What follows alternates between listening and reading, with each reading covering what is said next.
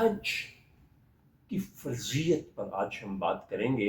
کل میں نے قرآن و حدیث کی روشنی میں اس پر آپ سے بات کی۔ باقاعدہ طور پہ جو حج کی فرضیت ہے وہ 9 ہجری میں ہوتی ہے، اور 10 ہجری کو آپ صلی اللہ علیہ وآلہ وسلم نے حج کی ادائیگی کا اہتمام کیا، اور آپ نے زندگی میں ایک ہی حج کیا۔ آج کے سبق میں سب سے زیادہ ضروری سمجھنے والی بات جو ہے، معزز خواتین و حضرات، حجاج کرام، اللہ کے مہمانوں، یہ بات سمجھ لیجئے کہ حج صرف ایک دفعہ فرض ہے۔ اس کے بعد جتنی بھی دفعہ آپ کریں گے تو اس کا اجر و ثواب یقیناً ہے، مگر وہ نفل ہوگا، اور یاد رکھیں نفل کچھ بھی کر لیں فرض کا قائم مقام نہیں ہوتا۔ اس کے لیے میری پہلی درخواست آپ سے یہ ہوگی کہ آپ جہاں کہیں بھی حج کے ٹریننگ پروگرام ہو رہے ہیں وہاں عملی طور پہ جائیے، کتابیں ضرور پڑھیے، ویڈیو ضرور دیکھیے، لیکن جو حجاج ہو کر آئے ہیں ان سے بھی ملیے، اور جہاں تربیتی پروگرام ہو رہے ہیں وہاں بھی جائیے۔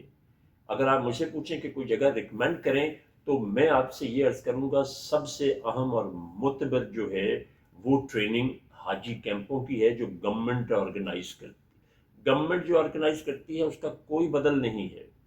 میں شیعہ سنی بریلوی دیوبندی اہل حدیث تمام کے ساتھ کلوزلی ان ٹچ ہوں، جانتا ہوں، ہر کسی سے جو علم کی بات ہے اچھی بات لاتا ہوں۔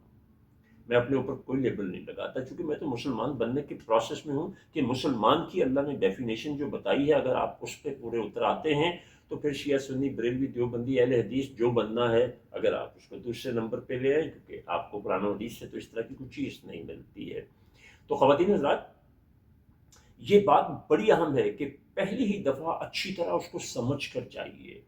اس میں انڈو کچھ نہیں ہوگا، جو کچھ بھی ہوگا وہ پہلی دفعہ ہوگا، اور پہلی دفعہ ہی اس کا درست ہونا ٹھیک ہے۔ تو اس کے لیے جو سب سے پہلا عمل ہے وہ ہے نیت۔ ایک بڑی اہم بات آپ کو بتاؤں، انما الاعمال بالنیات جو حدیث آپ سنتے پڑھتے سناتے بتاتے ہیں، یہ بخاری شریف میں آئی ہے، ایک ہی دفعہ آئی ہے، سب سے پہلی حدیث ہے۔ میرا اگر پروفائل دیکھیں ماشاءاللہ اس میں master degree, bachelor degrees, professional degrees اور پتہ نہیں کیا کچھ ہے۔ اس میں میری 4 ڈگریز ایسی ہیں، اگر ان کو خلاصہ کرتے کرتے کرتے کرتے انتہا کر دیں اس خلاصے کی، اس سے زیادہ مزید خلاصہ نہ ہو سکے تو وہ ساری کی ساری اس حدیث میں سمو جاتی ہیں، اتنی اہم ہے۔ تو اس لیے، اور حج کا مطلب ویسے بھی ارادہ کرنا ہے، تو آئیے، کیا ارادہ کرنا؟ میں نے آ کے اپنی زندگی کو بدلنا ہے۔ کیسے بدلنا ہے اس کا آغاز آپ آج کریں گے، کل کبھی نہیں آتی ہے۔ تو اس میں جو سب سے پہلا آپ کا ارادہ ہونا چاہیے وہ اپنے دل کا پھر جانا، اپنے آپ کو چینج کرنا۔ تو پہلی دعا ہی یہ کیجئے کہ یا اللہ میرے دل کو پھیر دے۔ اور آج کے سبق کی اہم اور آخری بات یہ ہے کہ آپ لسٹ ڈاؤن کریں۔ پھیکی ترین سیاہی بھی مضبوط ترین یادداشت سے زیادہ طاقتور ہوتی ہے۔ تو میری پہلی گزارش یہ ہے کہ اپنی تمام کمیاں کوتاہیاں، وہ چیزیں جو جانتے ہیں، 99% کیسز میں ہم جانتے ہوتے ہیں، اسی لیے دل جو ہے نا، میں نے دل پھیرنے کی بات کی ہے، تو شریعت میں آپ صلی اللہ علیہ وسلم نے کیا فرمایا کہ جب تمہارے پاس کوئی مشیر، کوئی پہلے سے پریسیڈنٹ نہ ہو تو اپنے دل کی بات سنیں۔ جس کا دل جتنا زندہ ہوگا، اللہ کے ذکر سے معمور اور مخمور ہوگا، وہ آپ کو اتنا ہی بہتر فیصلہ بھی دے گا اور رائے بھی دے گا۔ تو جب آپ دل سے پوچھیں گے تو وہ آپ کو بتائے گا کہ تم کہاں کہاں غلط ہو، اپنی ریلیشن شپ مینجمنٹ میں، اپنی فائنینشیل مینجمنٹ میں، اپنی سبارڈینیشن میں، اپنے سینئرز کے ساتھ، جہاں اپنے ملازموں کے ساتھ۔ تو لسٹ ڈاؤن کریں جو آپ غلطیاں کرتے ہیں، اور اللہ سے دعا مانگیں، اللہ میاں میں یہ اب ساری نہیں کروں گا۔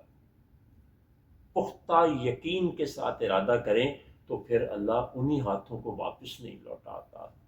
آپ اپنی کیا عادتیں بدلیں گے؟ اگر آپ ایسا نہیں کریں گے تو پھر وہ ایک سیرمونیل ایکٹیویٹی تو ہو سکتی ہے، ایک رسم اور ایک تہوار تو ہو سکتی ہے۔